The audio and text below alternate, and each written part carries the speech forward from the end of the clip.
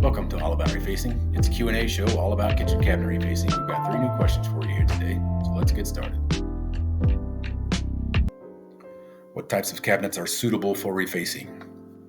Well, all types. You can do traditional frame cabinets or Euro frameless cabinet for refacing, but what it comes down to is the condition of those cabinets. Are they structurally sound, interior condition good, the layout of the room works well within reason? You can always add a cabinet here and there, add on to existing cabinets, but if your general layout works well with what you've got to start with, then refacing should be a good fit.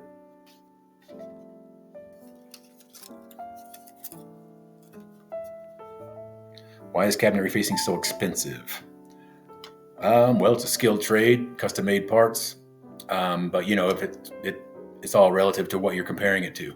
It's expensive compared to paint, which is liquid in a can. It's expensive to refinishing, which is liquid in a can, but it's not expensive compared to complete tear out and full replacement. It's in that middle. It's the sweet spot. Real true cabinet refacing can be done in a very high quality way at a great return on investment if you know what you're doing. I feel like a high quality version of cabinet refacing, if it's done well at a reasonable cost, is the actual Goldilocks principle of remodeling in general. When complete tear out and replacement is way more than what you need, and painting or refinishing is just not going to do the trick, cabinet refacing, real, true, high-end, good quality, good return on investment style cabinet refacing is the sweet spot of kitchen remodeling.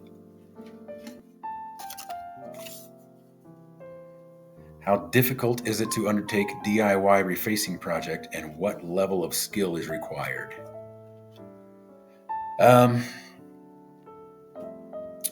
not going to say it takes magical skills, but there is definitely a learning curve. If you're not familiar with what the steps are and what the materials are, you're going to be completely lost, which I think is pretty common in the whole DIY thing. There's a lot of people that do a lot of searching around for DIY refacing, and there's a lot of articles and things about it on the internet all over about DIY refacing, but you don't see very many results of DIY refacing for some reason. So my suspicion is that most people that think they're going to do refacing by themselves get into it and realize it's way over their head and it's going to require more skills than what they have. And it's not necessarily the skills of the actual doing the work, it's the learning curve of knowing what to order and to get it accomplished. Thanks for tuning in. If you have questions about refacing, put them in the comments down below or use the contact form over at allaboutrefacing.com. Everything that we talked about here today will be linked down in the description below. We'll see you next week.